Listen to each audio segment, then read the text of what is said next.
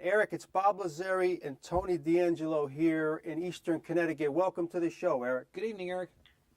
Hey, Bob, Tony, how are you doing? It's our pleasure and honor to have you on, Eric. And I thank you for all your cooperation, and it's truly an honor to have you on here. For our viewers out there, Eric, Tony, drafted by the Detroit Lions, fourth round of the '80 draft. From Utah State, ended up playing 9 years in the NFL between '80 and '89.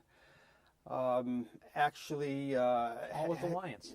All with the Detroit Lions, and played in 102 games, close to 11,000 yards passing, 55 touchdown passes.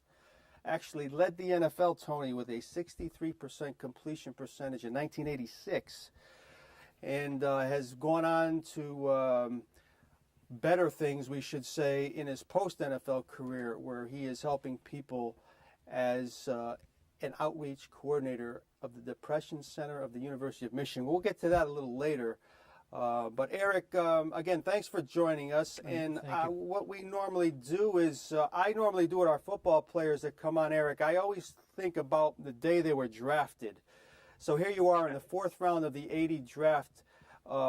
From Utah State, taken by Detroit. Take me back to that day and your thoughts as soon as you heard your name called.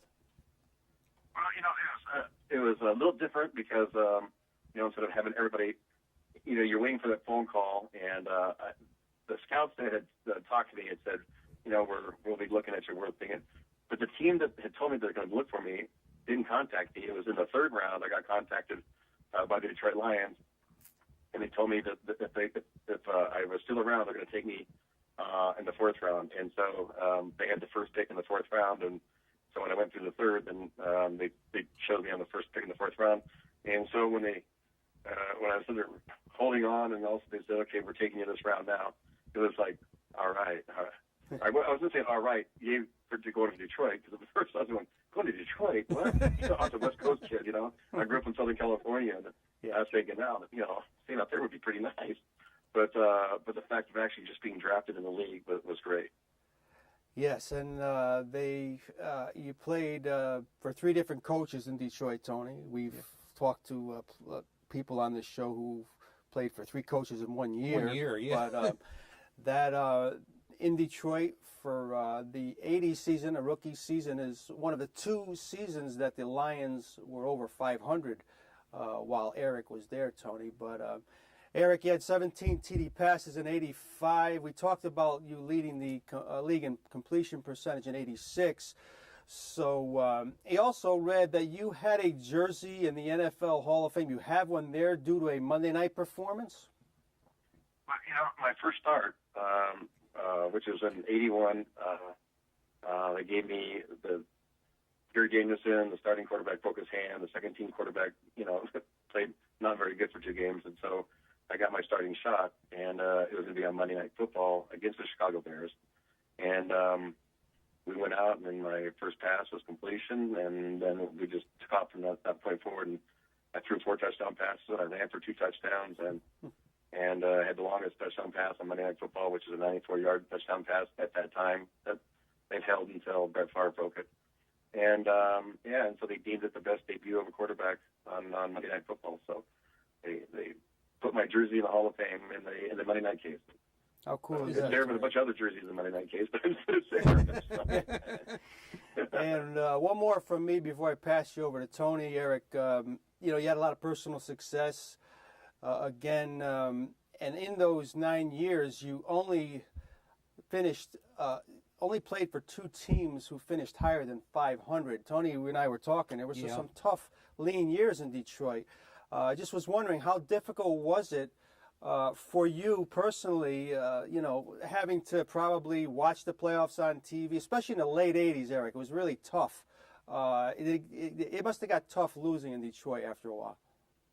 It was, and it took a physical toll as well. It was not so much the 3 head coaches, but we also went through 5 offensive coordinators. So every 2 years, you're learning a new offense and trying to assemble, and then going through the changes, and then I actually played 10 years. 1 year was on injury reserve, but I traveled with the team the year I was on injury reserve, and and so, you know, a lot of the ups and downs, you know, I had 7 surgeries, and so towards the end, it was getting tiresome a little bit, I guess, but it was just, you know, always hope, but then, you know, the frustration, and it wears on you.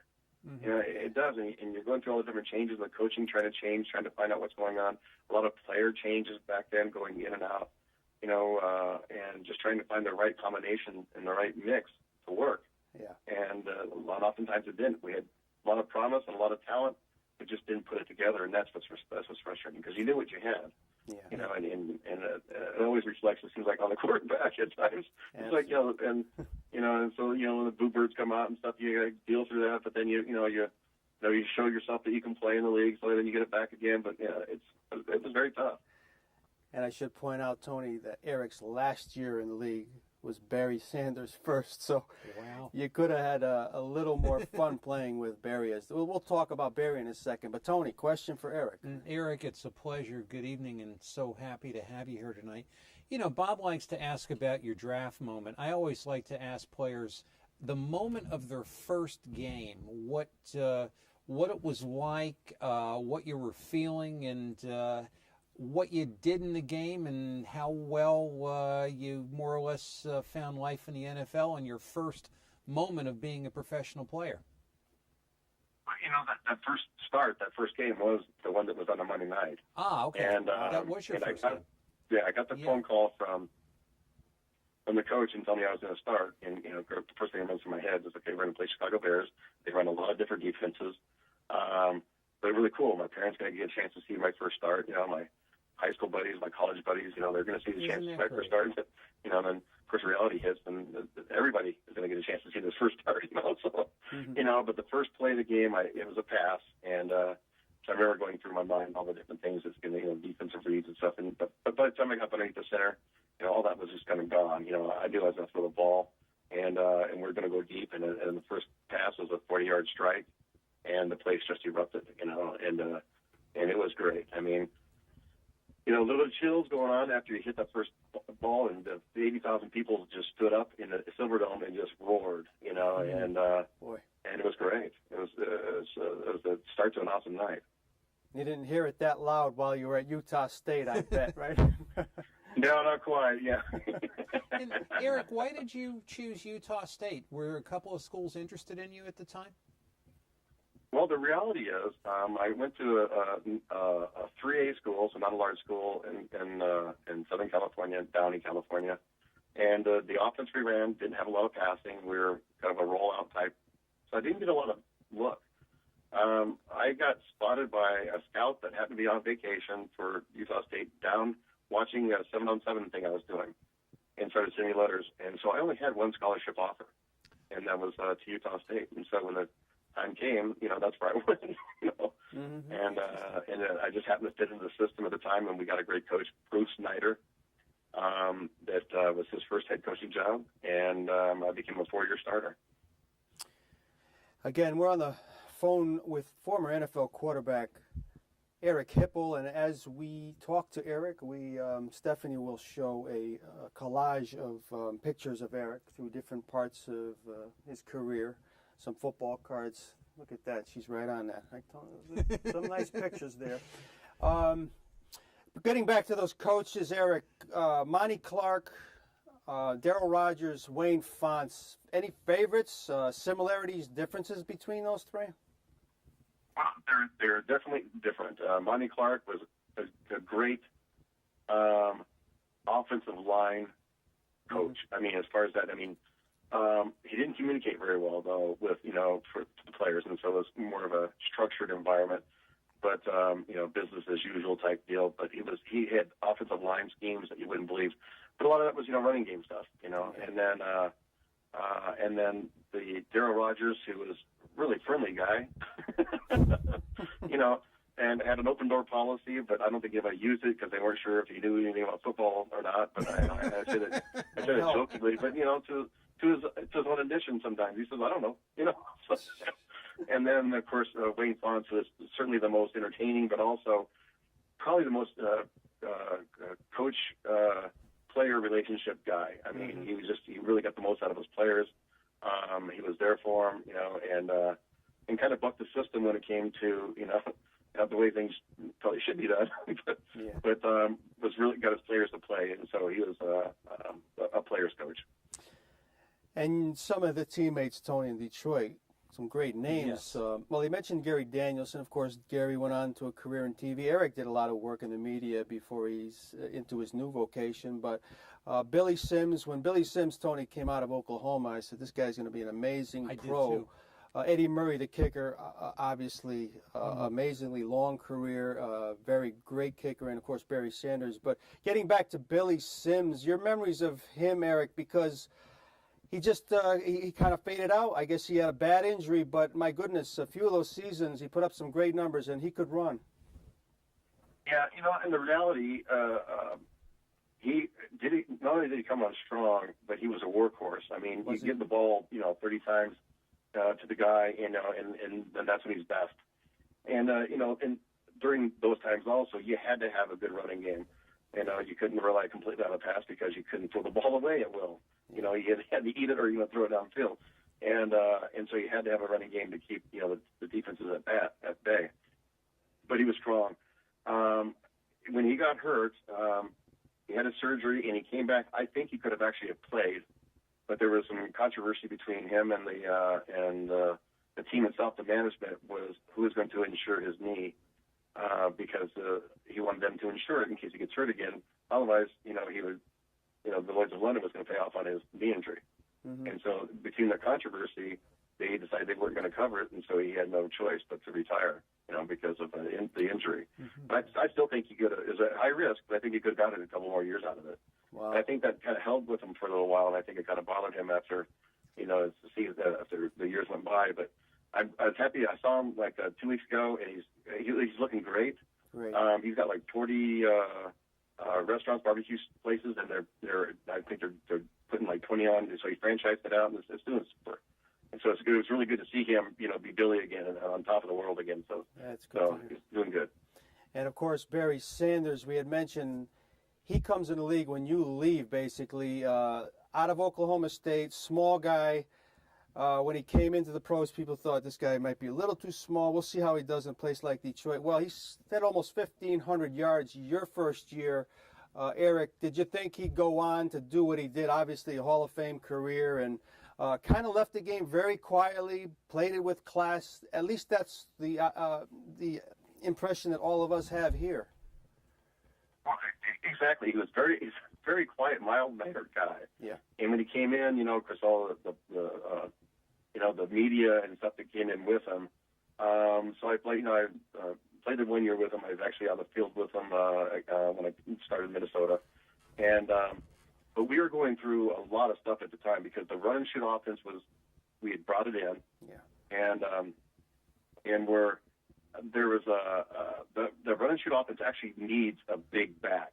Okay. And there was a fight between Mouse Davis, the offensive coordinator, and Wayne Fonts about drafting Barry Sanders. And Wayne says, no, we're taking him. This athlete is just, we have to take him no matter what. I don't care if he fits your system or not. And so they didn't think, the coordinator didn't think he'd fit into the system. It turns out that it was the best system in the world for him because it spread everybody out. Yeah. And nobody can tackle a guy one-on-one. They can't even face him. Sometimes two-on-one you can't get him. No. You know what I mean? And so he was so quick and stuff that by spreading the defenses out, it turned out to be the best offense in the world for him, even though it wasn't designed for a small running back. It was designed for a big back. Yeah, it was, and the rest is history. But, he went out. Oh, yeah, phenomenal. I mean, to watch him on the field and he handled the ball, yeah. I mean, there's no doubt you knew this guy's going to be a star from day one. I mean, he did stuff that seems like magically people can't do. Exactly, Eric. The elusive nature. When I think of Barry Sanders, I think of a guy running to this end of the field. Well, let me try the other. But just making guys miss and running for his life. But obviously, he gained yardage to it. It's just an amazing athlete, and did everything the right way. And again, real hard for an offensive coordinator to actually plan plays ahead of time. Yeah. You plan, okay, this is good for 3 yards, this is good for 6 yards, yeah. This one, we'll call that. No, this either went like 20 yards or it went back 5. You know what I mean? Yeah. And so it's really hard to call plays at his stance. You have to see what Barry did with it. Yeah, Barry's not going to hit this hole necessarily. Yeah, that's for sure. It was great to watch, though. I mean, he was just amazing. Again, we're enjoying a chat with Eric Hipple, former NFL quarterback. Tony, question? And Eric, as far as playing on the road, what was your favorite stadium to play in when the Lions weren't at home? I liked playing at Tampa, and I liked playing at Green Bay. Both had really, really good fields. Both were natural grass fields. Tampa was warm, so the ball, was always tacky. It was always easy to have a great throwing day on it. But then Green Bay I loved just because the setting was pure traditional football. Which is, it's how football is meant to be. The fans are crazy, the fans are nuts, the field is wonderful, and it's just football in its purest sense. So those are the two fields I like. Yeah, the Lions and the Packers. Yeah, absolutely. And moving on to the next phase of your life, Eric, Tony shared with me your a YouTube video of you the other day speaking to your alma mater. It probably was, Tony, a few years back, Utah State. And great to watch. It was great stuff. Again, Eric has been very, very open with his own bouts with depression. 2000, lost his 15-year-old son to suicide. And easily, Eric, you could be working in the NFL now. You could still be working television, media. Could be coaching. But you can be obviously coaching. Mm-hmm. But it seems like you've devoted yourself to saving lives, and that's what you're doing as an outreach coordinator with the University of Michigan. There's no solace in losing a sibling or a son, I should say, but you've saved so many lives yourself, Eric, and I'm sure that's what keeps you doing what you do right now. The drive comes, obviously from a place of pain to start with, but what I've learned and what I've grown with is a new way to appreciate, Jeff in his life. He was a wonderful kid, just outgoing and smile and loving, and so the illness that took him, depression, I became very, very aware of it for my own things, and when I started getting answers and finally actually sought treatment and started actually, the education process and trying to learn more about it so I could answer those questions, it was like another world that kind of opened up, and I found out, this world encompasses a lot of people, and a lot of people you probably wouldn't think about, and it even opened up to a lot of my fellow former players. And we developed a program for that so we could evaluate guys when they come through.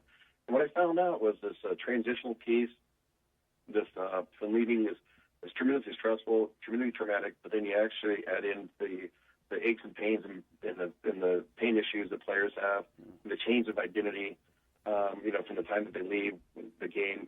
It all boils down to a really nasty brew that can, lead to some psychological issues, and one of those being depression. And so I started focusing on that group and trying to help them out. And so that's when we formed this program with the NFLPA and University of Michigan to see these guys. But, I also do work with military suicide prevention work. And when I first started, I was just doing suicide prevention work. But I found out that if we're going to do that, then let's look at the causes, which is depression. Let's look at what causes that. Let's get more resilience. And so it's really opened up a full spectrum of stuff, just not single-mindedness. And Tony, Eric's written a book, Real Men Do Cry, a lot about what we're talking about now. And as far as, your son was 15, Eric, what would be some of the warning signs that you could pass along to our listeners? It seems like he was at the age, you're getting into, between youth and adulthood. Think you're becoming aware of other things. It's a tough age. But any warning signs that we could look for? Yeah, and I'll preface that with the teenage years are very difficult because, the brain's really not fully developed. From ages 15 to 24 is when the brain's really forming and actually becoming an adult brain, I guess. But between 15 and 19, certainly there's a lot of changes that's going on. So you'll see a lot of erratic behavior. And the young brain was actually made to be risky, to take risks, to find out how far you can go and push and learn. And so sometimes all those things kind of caught up, and you don't really know what it looks like.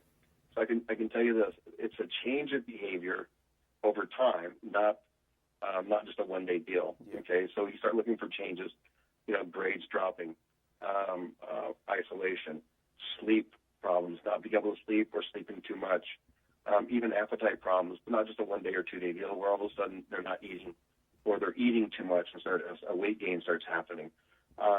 Loss of pleasure where they just don't feel good. Sometimes flu-like symptoms because it's kind of an achiness and just headaches, stomach aches type feelings.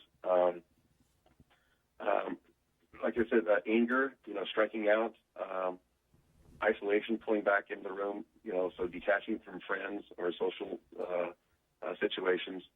And then certainly the most drastic, would be, seeking out, relief, things that would bring relief, alcohol, substances, drugs, type of stuff. Not an experimental stage, it's something that also becomes a part of their behavior. And then, of course, any thoughts, cutting, any thoughts of death, suicide type behavior and stuff, or writing notes and stuff like that you'd look for. And that's quite a barrage that I just threw out there. But if you have 6 of those going on, that are pretty persistent, I would say that, that's certainly could be diagnosed in that area of depression. And certainly any risk whatsoever of thoughts of death and stuff are really serious, and you need to get hold of quickly. Tony, he speaks to parent groups and obviously students, coaches. Eric is trying to add more and more kind of groups to get the message out there. Especially students, they've been very responsive, obviously because of his NFL experience, Sure. et cetera. It's great stuff. But question, Tony. And Eric, I guess you've learned a life lesson that I think, at least an observation, a lot of athletes never really seem to learn, is that you made a life for yourself outside of football, where so many athletes, as far as when you leave that arena for the last time and you hear the silence, they never really quite get adjusted. And what was the biggest adjustment for you, though, in overcoming that, from being the Lions quarterback to whatever you did before to whatever you do now, or what you do now, I should say, with the University of Michigan? I would say the biggest thing is the change in identity. And if players don't walk on the idea and say, this is who I am, and that is what I did, instead of saying, well, this is who I am, I'm a football player, and that's all I'm going to be.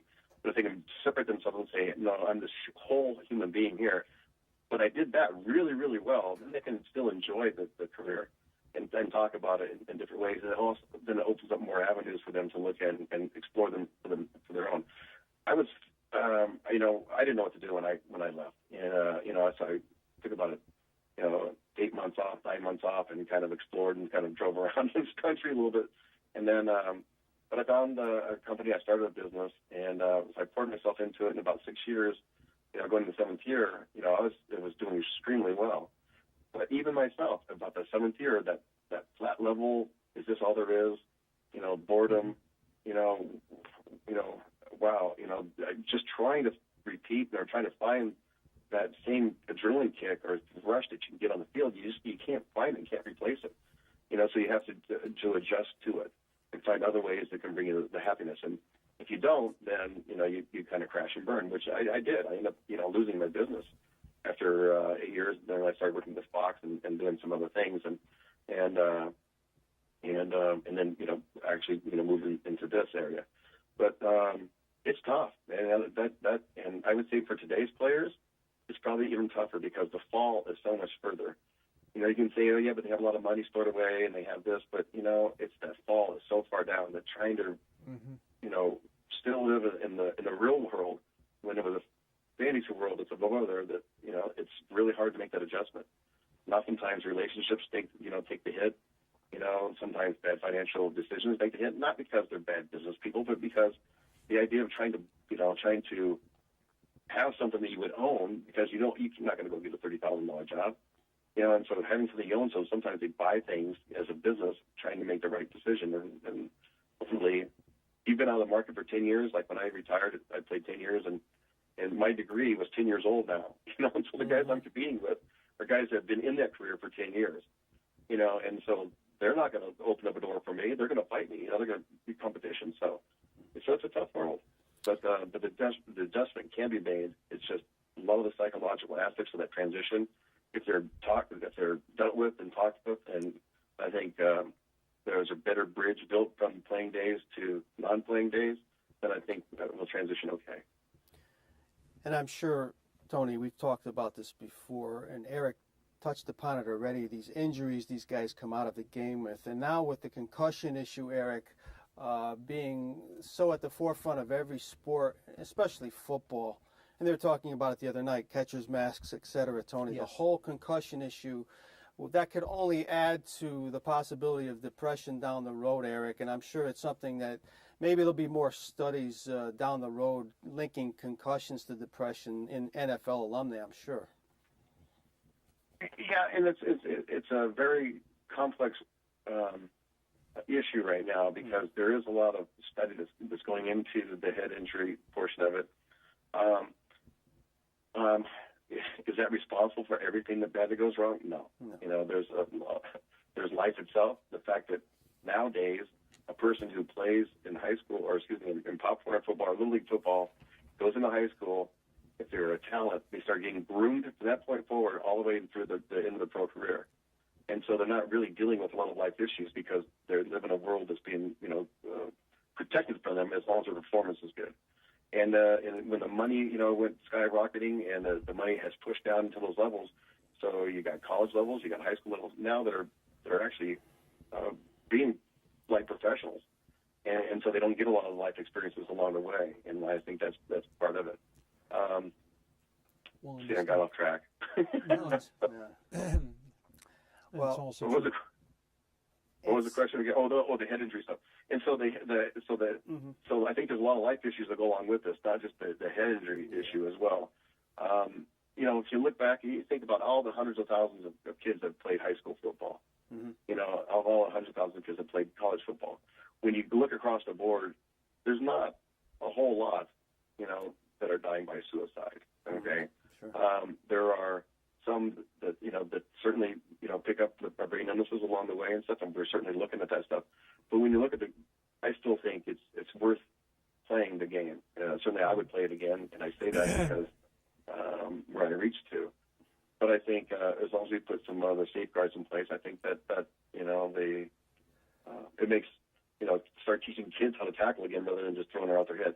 The better the helmet became for protection, the more of a weapon it became, and so people started using it a lot more. Yeah. I think that's the difference as well. Understood. But it's certainly the guys who, in the last, I'll say, 15 years, started in the 60s, 70s, the guys that started, recently the last 15 years where the speed is so fast, the guys are so big that they're throwing their bodies around and they're leading with their head. And I think the head injury has probably been worse in the last 5 years, 6 years, 7 years than it has. I would agree. I say maybe 8 years because in the last couple of years we put the safeguards in place. But has probably been the most dominant and probably the most wrecking, most damage. Well, Eric, you've added a lot of input into a very tough subject, and again, depressioncenter.org. Tony, you can get more information on what Eric has done and his vocation now. And all we can do is say, Eric, keep doing what you're doing, and I can't thank you enough for gracing the airwaves with us tonight, and what you've probably done for people just watching this show tonight. We can't thank you enough. Please keep in touch, and all we can do is wish you continued luck and good health to you and your family. Our continuing best, Eric. Thank you. Hey, I appreciate it, and my last words are survive and thrive, man. It's about thriving. So I appreciate you having me on, and appreciate tackling this important issue as well. So thank you, guys. Appreciate it. Anytime, Eric. Thank you. Good night.